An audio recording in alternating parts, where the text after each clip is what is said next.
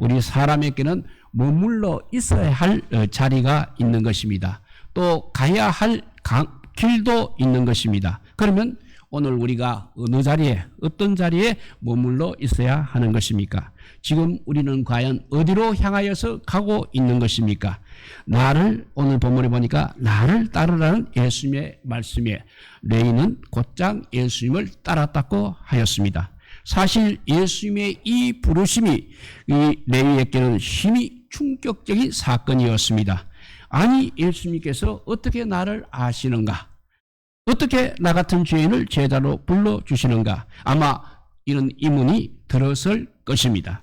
사랑하는 여러분, 예수님이 부르신 이 레위는 어떤 사람이라고 생각하십니까? 그는 바로 레위 지파의 후손인 알페오의 아들이었습니다.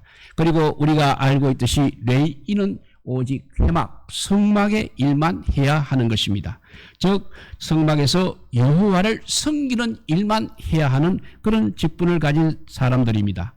그래서 민수기 8장 24절에서 26절을 보면 레위는 이같이 할지니 곧 25세 이상 어른은 회막에 들어가서 복무하고 봉사할 것이요 50세부터는 그 일을 쉬어 봉사하지 아니할 것이나 그의 형제와 함께 회막에서 돕는 직무를 지킬 것이요 일하지는 아니할 것이라. 너는 레위인의 직무에 대해서 이같이 할지니라고 했습니다. 그리고 회막에 일어난 레위인들에게는 하나님께 바친 11조를 다 사용할 권한을 가지고 있었습니다.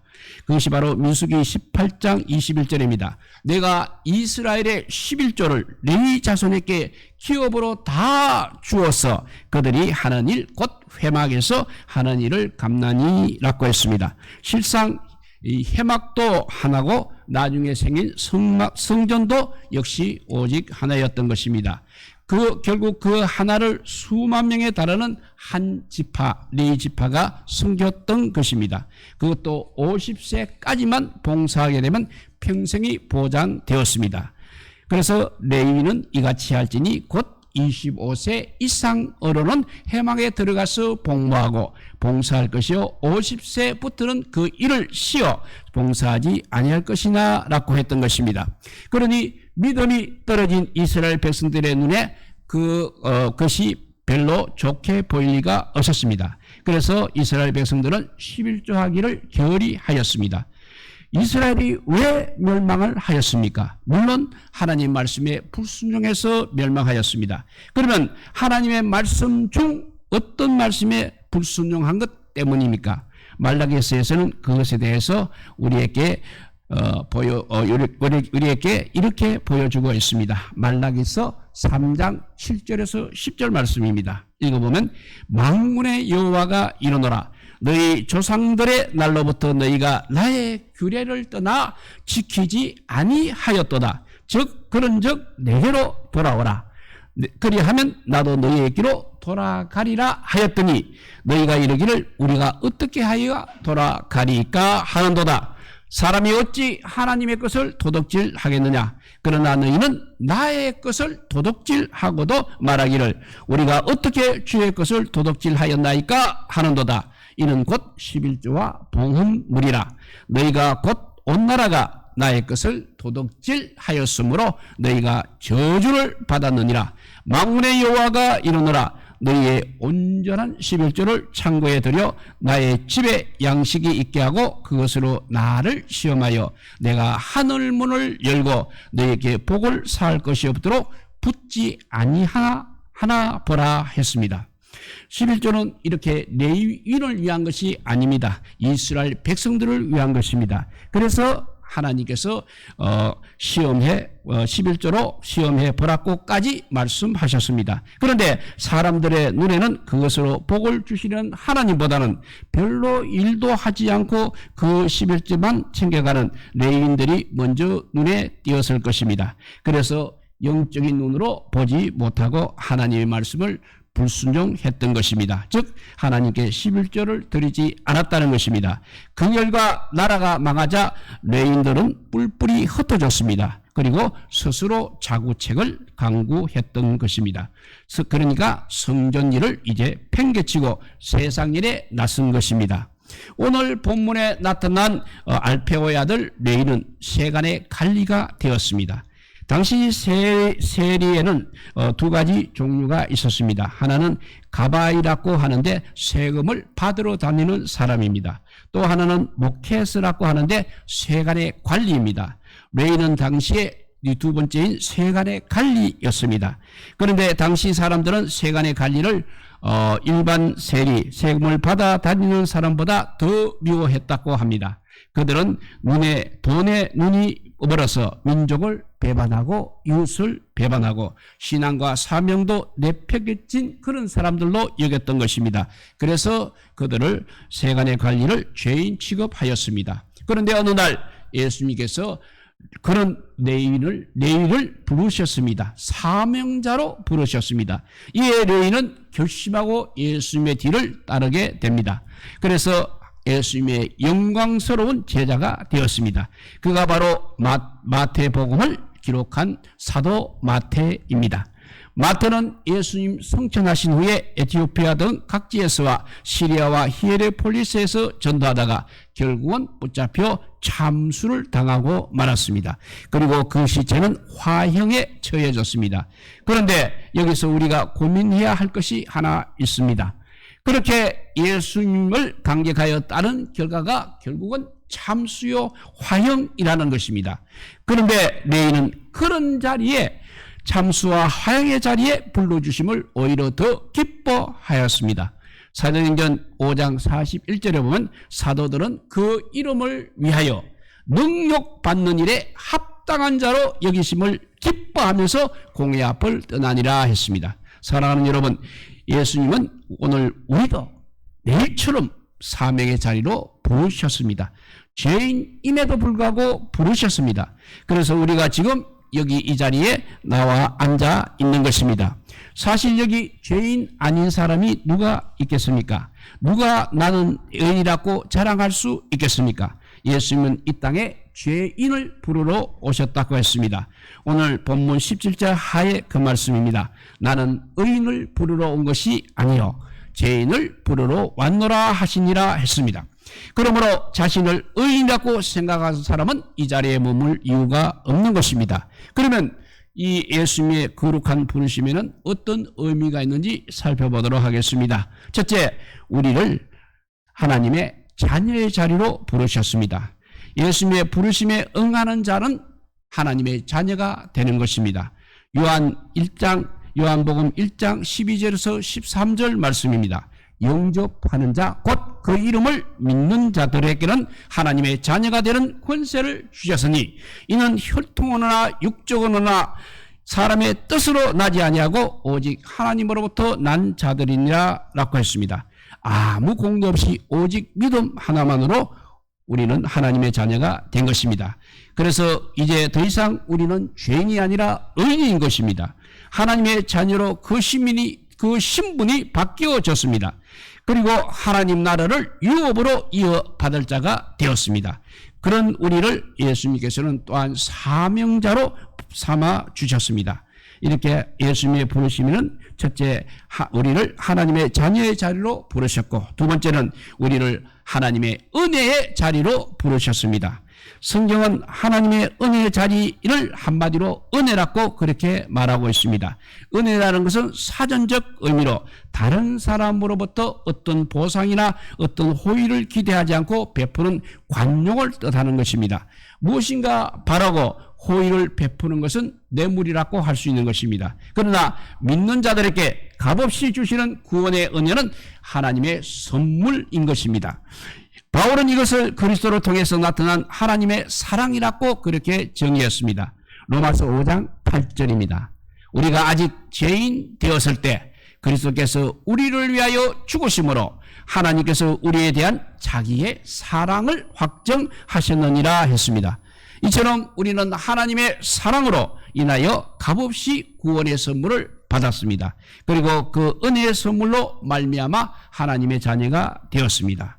이렇게 예수님이 부르시면은 하나님의 자녀의 자리로, 은혜의 자리로 부르셨고, 그러면 부르심의 은혜를 받은 자에게는 어떤 특징이 나타나고 있습니까? 그 특징이 무엇입니까? 은혜를 받으면 변화가 일어난다고 했습니다. 그 변화가 무엇입니까? 내게 주신 은혜로 무엇으로 보답할까 하는 식으로 삶의 태도가 바뀐다는 것입니다. 시편 116편 12절에 보면 나에게 주신 모든 은혜를 내가 여호와께 무엇으로 보답할까 했습니다. 우리가 은혜를 받게 되면 그 심령에 은혜를 갚으려는 마음이 자연스럽게 일어나는 것입니다. 오늘 은혜를 받은 레위는 그 은혜를 어떻게 갚으려고 했습니까? 첫째, 레위는 그의 모든 것을 버렸다고 했습니다.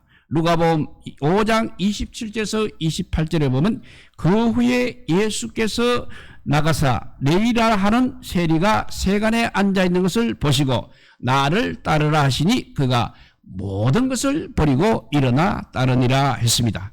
그러면 구체적으로 무엇을 버렸다는 것입니까? 누가복음 5장 29절에 보면 레위가 예수를 위하여 자기 집에서 큰 잔치를 하니 세리와 다른 사람이 많이 함께 앉아 있는지라 했습니다. 여기 보시면 집도 그대로요, 돈도 그대로입니다.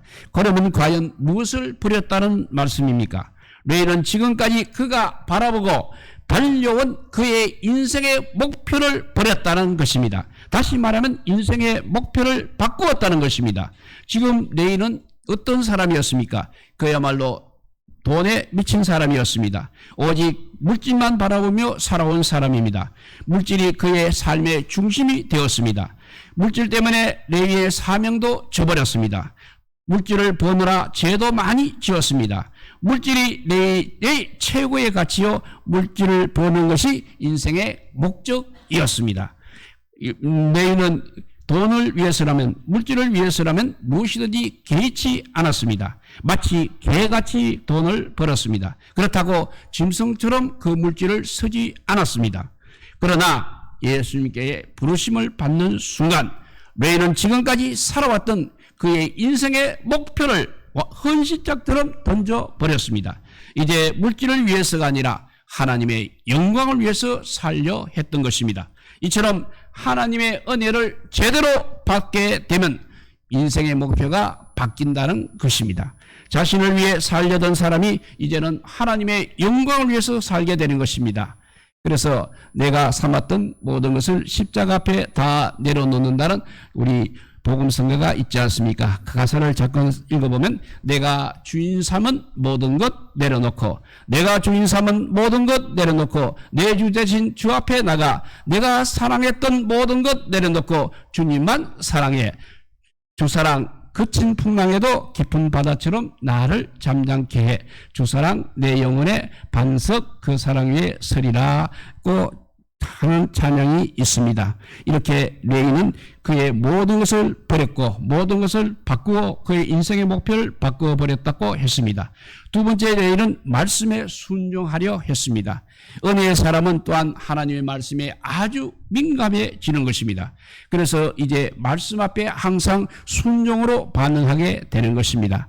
14절을 다시 한번 읽어보면 또 지나가시다가 알피의 아들 레위가 세간에 앉아있는 것을 보시고 그에게 이르시되 나를 따르라 하시니 일어나 따르니라 했습니다. 나를 따르라 하시니 일어나 따르고 있습니다. 그냥 따르고 있는 것입니다. 더 이상 아무 말이 없는 것입니다. 그런데 이상하게 은혜가 떨어지게 되면 말씀을 아무리 들어도 감각이 없어지는 것입니다.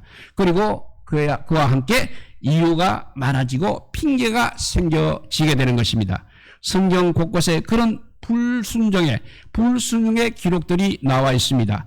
그 중에서 누가복음 9장 57절에서 61절을 읽어봅니다.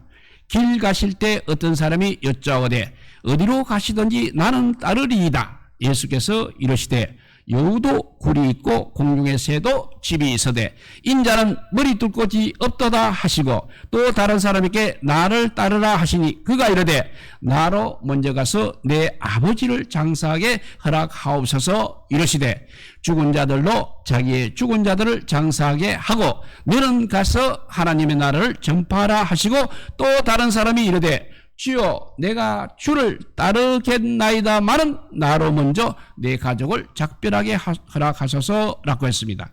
예수께서 이르시되 그러니까 예수께서 이르시되 손에 쟁기를 잡고 뒤를 돌아보는 자는 하나님 나라에 합당하지 아니하니라 하시더라 했습니다.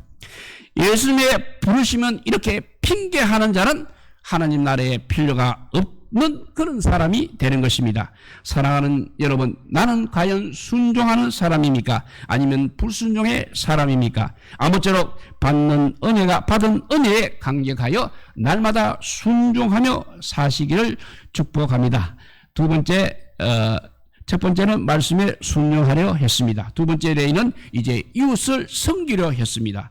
레이는 예수님이 따라오라 하셨는데 오히려 예수님을 집으로 모셔갔습니다. 웬일입니까? 예수님께 식사를 대접하기 위해서인 것입니다. 뿐만 아니라 그 자리에 다른 많은 사람들도 초청을 했습니다. 은혜 받은 특징이 바로 이런 섬김의 모습으로 나타나는 것입니다. 15절에 봅니다. 그의 집에 앉아 잡수실 때에 많은 세리와 죄인들이 예수와 그의 제자들과 함께 앉았으니 이는 그러한 사람들이 많이 있어서 예수를 따름이니라 했습니다. 은혜를 받으면 이렇게 물질에 사로잡혔던 사람이 이처럼 주님을 위해서 물질을 선용하는 역사가 일어나는 것입니다. 인색하던 마음이 이제는 남을 대접하는 마음으로 바뀌게 되는 것입니다. 초대교회 은혜 받은 성도들의 모습을 한번 살펴봅니다. 사도행전 2장 44절에서 47절입니다. 믿는 사람이 다 함께해서 모든 물건을 서로 통용하고 또 재산과 소유를 팔아 각 사람의 필요를 따라 나누어 주며 날마다 마음을 같이하여 성전에 모이기를 힘쓰고 집에서 떡을 떼며 기쁨과 순전한 마음으로 음식을 먹고 하나님을 찬미하며 또 온 백성에게 칭송을 받으니 주께서 구원받은 사람을 날마다 더하게 하시니라 했습니다. 은혜를 받게 되니 이런 일이 가능해진다는 것입니다. 은혜를 은혜로 인정하니까 이렇게 삶의 자세가 바뀌게 되는 것입니다. 그러므로 물질에 인생한 사람을 우리가 손가락질할 필요가 없는 것입니다. 그 사람은 아직 은혜를 제대로 경험하지 못했기 때문에 그런 것입니다. 그러니 오히려 불쌍히 여기고 그런 사람들을 위해서 기도를 해줘야 하겠습니다. 사랑하는 여러분, 어쨌든 남을 대접하는 마음이 주님을 만난 마음이란 것입니다. 그래서 성경은 마태복음 7장 12절에 이렇게 말씀했습니다. 그러므로 무엇이든지 남에게 대접을 받고자 하는 대로 너희도 남을 대접하라. 이것이 율법이요 선지자니라 했습니다. 이렇게 남을 대접하는 것이 율법과 선지서의 핵심이고 즉 성령의 핵심인 것입니다. 희한하게도 은혜의 신앙이 제대로 들어가게 되면 자꾸 남을 대접하고 싶어지는 것입니다. 또 주고 싶어지는 것입니다. 그것이 바로 은혜 받은 사람의 특징이라고 할 수 있겠습니다. 그런데 주님께서는 그 성님을 반드시 갚아주십니다.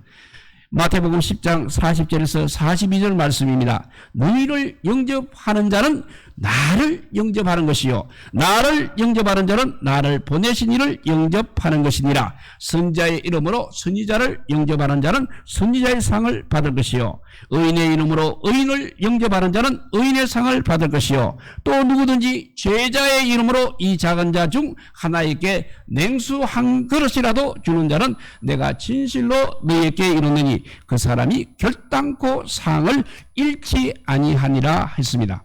은혜 받은 것 때문에 그 은혜를 갖고 보니 더 큰 은혜가 주어진다는 것입니다.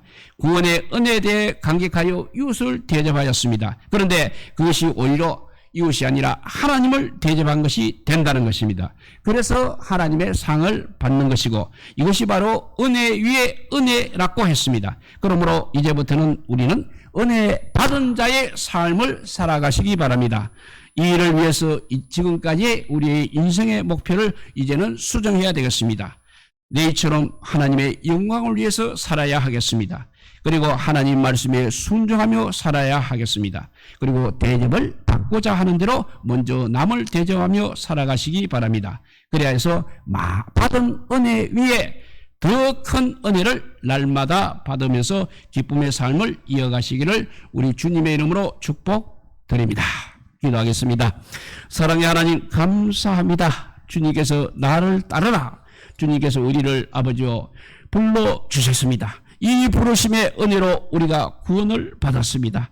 이제 아버지여 받은 구원을 아버지여 마음껏 아버지여 실천하는 저희들 되게 하여 주시옵소서.